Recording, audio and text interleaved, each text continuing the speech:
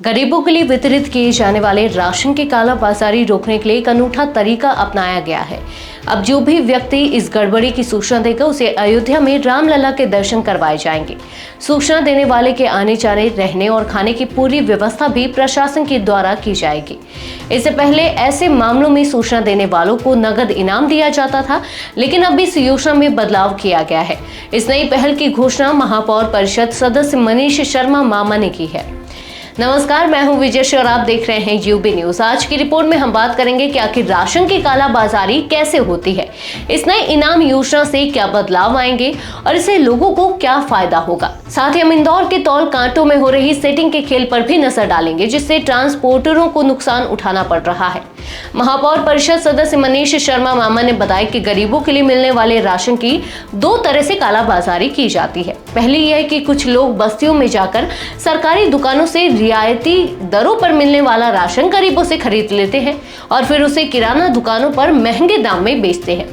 दूसरी ओर बड़े गोदामों से भी यह राशन गैर कानूनी तरीके से बाजार में पहुंचाया जाता है। अब तक इस गड़बड़ी की सूचना देने वालों को 1100 से 2100 रुपए तक का नगद इनाम दिया जाता था, लेकिन अब सूचना देने वालों को अयोध्या यात्रा का विशेष अवसर दिया जाएगा। इस योजना के तहत सूचना देने वालों का नाम पूरी तरह गुप्त रखा जाएगा, ताकि उन्हें किसी तरह की परेशानी का सामना न करना पड़े। इस योजना का उद्देश्य केवल राशन की कालाबाजारी रोकना ही नहीं है, बल्कि लोगों को भ्रष्टाचार के खिलाफ जागरूक करना भी है। प्रशासन का मानना है कि नकद इनाम देने के बजाय आध्यात्मिक यात्रा का अवसर देना अधिक प्रेरणादायक होगा और इससे अधिक लोग इस मुहिम से जुड़ेंगे। इससे उन लोगों की हिम्मत भी बढ़ेगी जो अब तक कालाबाजारी के डर से चुप रहते थे। इधर इंदौर के औद्योगिक क्षेत्र और मंडी में चल रहे धर्म तौल कांटों में हो रही सेटिंग से ट्रांसपोर्टरों को भारी नुकसान झेलना पड़ रहा है। ट्रांसपोर्ट एसोसिएशन ने कलेक्टर को ज्ञापन सौंपते हुए मांग की है कि इन तौल कांटों की नियमित और सही जांच की जाए।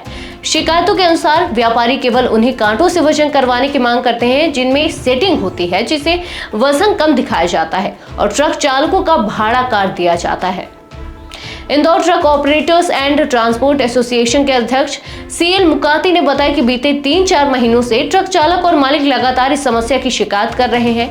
व्यापारी तय कांटे से ही वजन कराते हैं, जिससे हमेशा वजन कम आता है और ट्रांसपोर्टरों को नुकसान होता है। एसोसिएशन ने प्रशासन से मांग की है कि शहर में खुले सभी कांटों को मान्य किया जाए, ताकि ट्रक चालकों के साथ अन्याय ना हो। राशन की कालाबाजारी और तौल कांटों में हो रही हेरा फेरी दो ऐसी समस्याएं हैं जो आम लोगों और व्यवसायियों को सीधा प्रभावित कर रहे हैं।